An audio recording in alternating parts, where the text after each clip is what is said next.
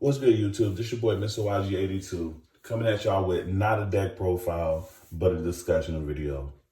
Make sure you guys like, comment, and subscribe, and stay tuned for further content on the train deck and more going forward. Let's go ahead and jump right into this.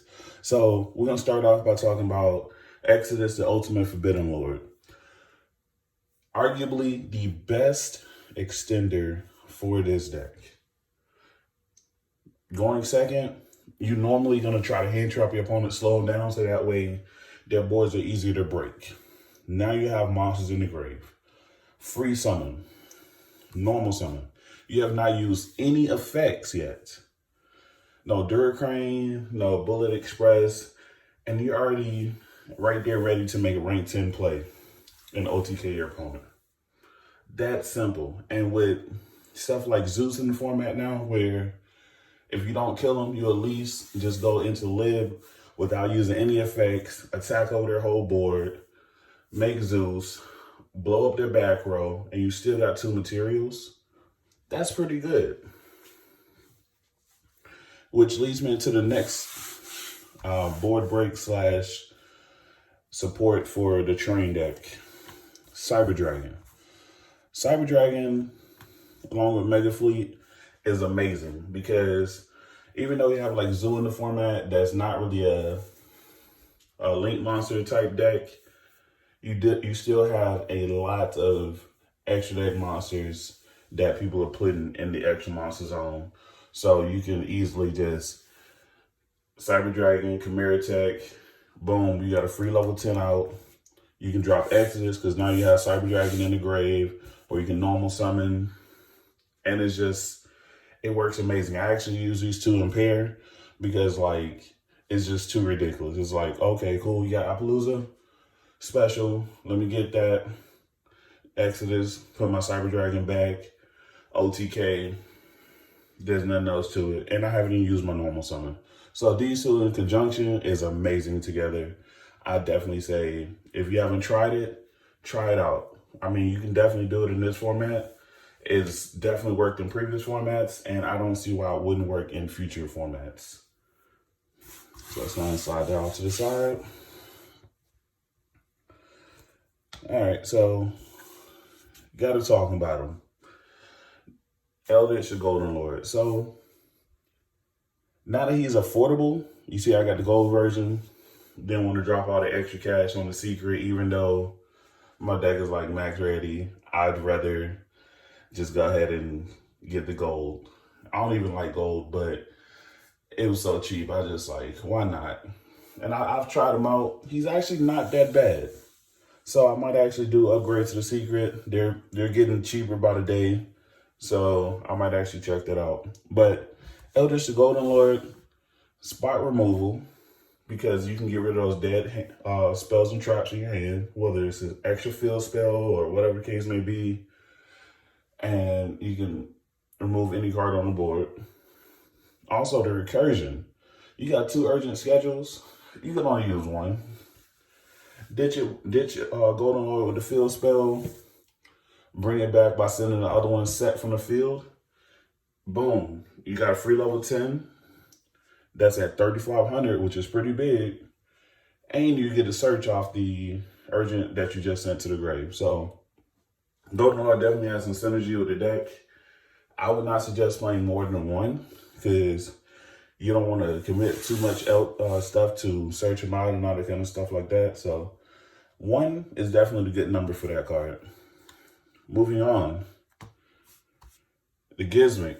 So this Gizmic, he's a level 10. He's a potential board wipe. You pay 1,500 and you can wipe the board. That's pretty good. But he's just not good right now. Because, I mean, with all the negates and stuff, yeah, you can bait a negate. I mean, he's also 2,900. So it's just like, he's decent, but he's just not quite good enough to make it to the main deck yet. So I definitely got my playset ready just in case, like, you know, the format calls for it, because he can break the Buster Lock. So, and you can bait those negates. So it's like, he's definitely tempting, but I don't think it's quite time for him yet. So make sure you guys get your sets while they're still cheap. All right, so let's talk about some hand traps. First one up, Tragodia. So Tragodia is an older hand trap. It's level 10. Doesn't really have a lot of synergy with deck. That means you gotta take some battle damage, which means they probably made you go first and you go in second. Or yeah, they made you go first. So now they've killed your Dora and you take some damage. So now you're dropping them. So you already had a kind of weird game state. The only way this is good is Maxi.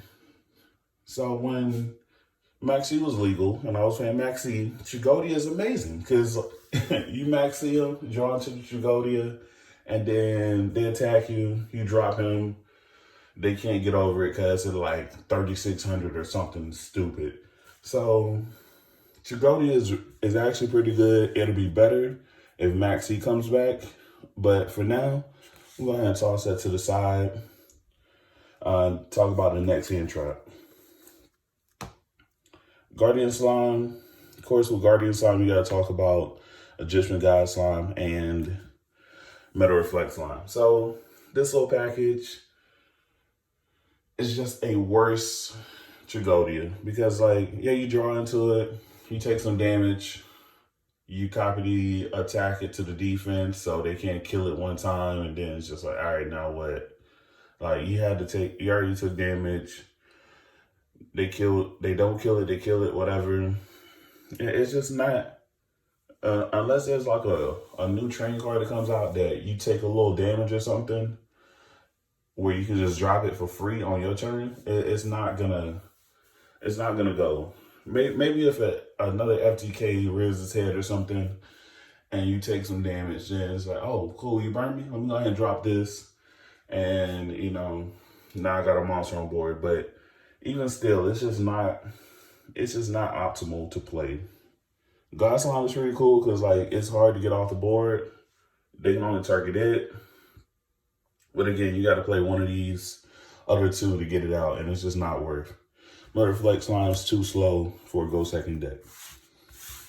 All right, put that off to the side. Hey, let's talk about my puppy. So, Magical Hound. It has amazing potential. Amazing potential. Like, it could get played right now because people play Floodgate still. You have different spell and traps that are face up. It can get you out of the Buster Lock just by bouncing the Buster back to hand to special summon it. So it can allow you to do some good things, but it's not feasible. Not yet.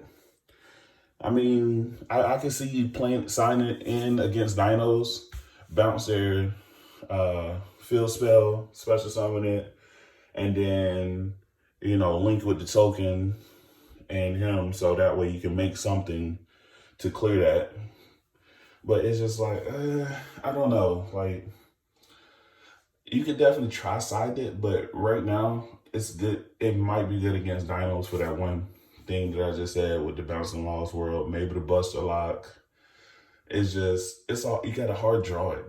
That's the big drawback for me. The fact that you got to hard draw it, unless you want to put Foolish in your deck. And now you're kind of pushing too hard to use this card, and it's just not worth, at least not yet. All right, so moving on to the Spell and Trap. So this kind of shows how long I've been playing the deck. I actually bought the video game just so I can play this deck early. But here's the English copy. Special schedule. So with more 3,000 tag machines, you have Express Bullet, you have Night Express, you have Zeus, and pretty much all your exceeds. You can actually resolve this more often than you could before. So it's actually pretty decent.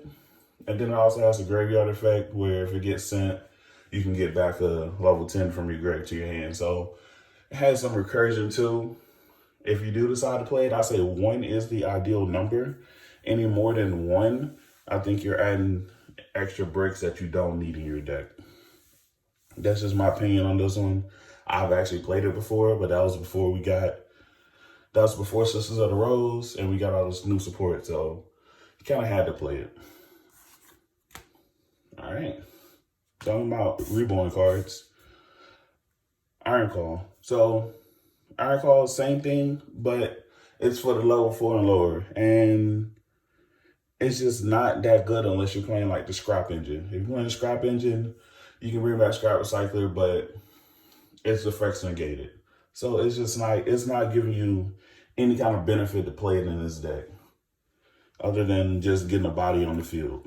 So Iron Call, that'll be in a no stack for me.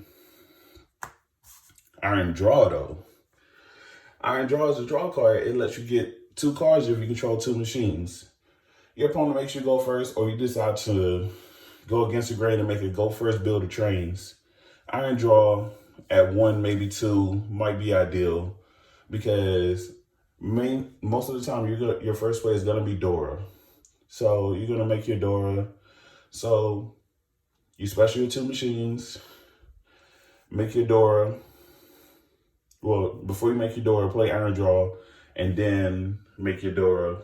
So now you haven't lost any advantage, and you're actually ahead on your opponent. So Iron Draw is not bad if you decide to make a go first build, which, you know, it's few far in between. All right. Next up, let's talk about limiter removal.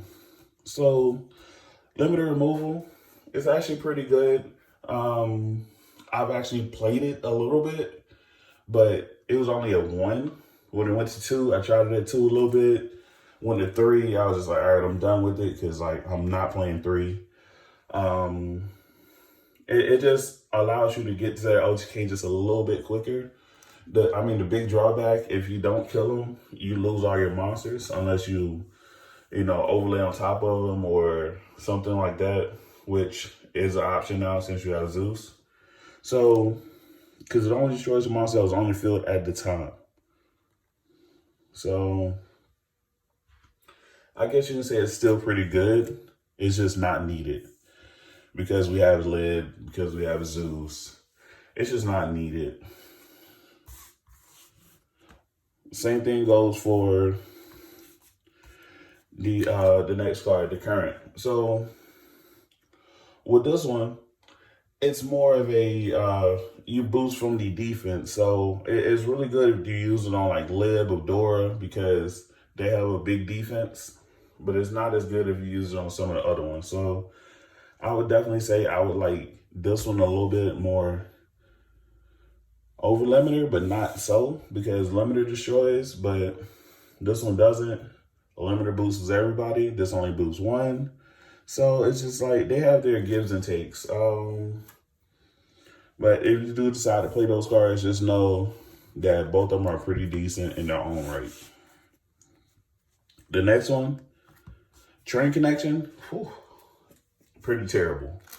I'm not gonna lie, I would never play this card, because the likelihood of you having 2 level 10 or higher machine monsters in your grave to banish to even activate this card on turn 1, because you're going second, is low. And having them in the grave, would you even want to banish them, because now you're getting rid of targets for Pegasus? It's just like it's not worth. And then like you have these last 2 that do the same thing, where you can actually just get that extra boost. I mean, it does give you piercing, but is that really necessary? Like I don't think it's actually that necessary to have the piercing. I mean, unless you're just playing against a defensive deck. In that case, we have stuff like Pentastag and stuff like that. So, I don't know. I definitely would never play that card, ever. But I had to mention it for the purpose of this video, because it is train support. All right, next up, some of you guys probably never heard of this card, but Half Shut. So, Half Shut actually, it's a quick play. You target one of your opponent's monsters to actually make it indestructible by battle. So now you can just take Lid and smack that one monster as many times as you have attacks with Lid, so you can kill him. But not just that, it halves the attack too. So you have the attack, and you can attack it multiple times with lib. So half shot should get you game if you just go straight on the lib. So it's actually pretty good. The only hollow version is speed duel, which is legal in TCG, just FYI. All right, so the next card I'm talking about, getting into the traps now, is Barrage Blast. So I'm not gonna lie, the first effect is like, it's okay, but it's not really that good. But the second effect is actually pretty decent, seeing as that you can allow you to burn your opponent. So with stuff like Zeus and stuff hitting the format where you can actually, you know, send everything to the grave, like you use Zeus effect twice, and then you send everything, then they destroy Zeus because, you know, they negate and destroy it. Now Barrage Blast is in the grave, so now you can just banish like whether it's lib or whatever, exceed in your grave and burn your opponent for that much. So banish the Zeus in your grave now and burn your opponent for 200 times. I think it's 200. Yeah, 200 times the rank. So 2,400. That's not bad. So, but I definitely want to play more than one. It's just kind of cheesy, extra burn damage, just to kind of seal the game, I guess you can say. Skill Drain. So Skill Drain is not really a train card, unlike all the rest, but it does enable us to just blow our opponents out. If we resolve Skill Drain, we can literally sit behind Skill Drain and our Link to the Angle Knuckle to actually just keep getting resources back and keep putting bodies on board. And we're putting 3,000 bodies out. So we won't have to worry about your opponent killing us. You know, you just keep cycling back this guy. You can normal summon him with full attack, especially the other ones with no restrictions, with full attack. So Skill Drain is definitely an enabler for a train control deck. So if we get Skill Drain to 3, stand by, because trains is one of those heavy hitters that can utilize Skill Drain. So just kind of keep that in mind. But last but not least, this is probably the best card I've ever played in trains. It is not a train card though. It has got me at least 3 wins at my last regional before the virus hit. It got me another 2 wins at YCS Vegas day 1 and another win day 2. Yes, we day 2. I wound up finishing 8-1-1 because we drew the last round.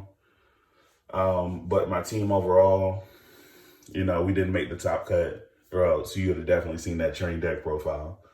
And I've just been doing really good with this card. And if you don't have a set, I suggest you getting one. And that's Heat Wave. You really don't have to explain much about Heat Wave.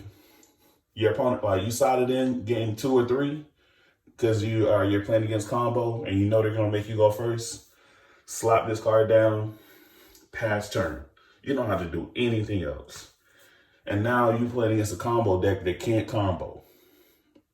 And they just lose. If they put a monster out, Urgent is live. They don't put a monster out, they're more than likely getting OTK'd. It's just the best card that's not a train card that allows this deck to play. Don't forget about this guy either, Zeus. Haha. So, of course, I've mentioned him a couple times in the video. Zeus is amazing. And he's a game changer. Because now if you don't kill your opponent with lib, you don't have to just pass turn with a big lib out there. You can just drop this right on top of it. And now you have an interruption on your opponent's turn. So this is definitely a game changer, and it makes the train deck that much better. But you guys let me know in the comments if there's any cards that I missed, anything that you would like to add to this list. And stay tuned for the next video where I'm going to talk about the different engines that goes in the train deck and how they can be good in this current format or not. All right. Mr. YG82 signing out.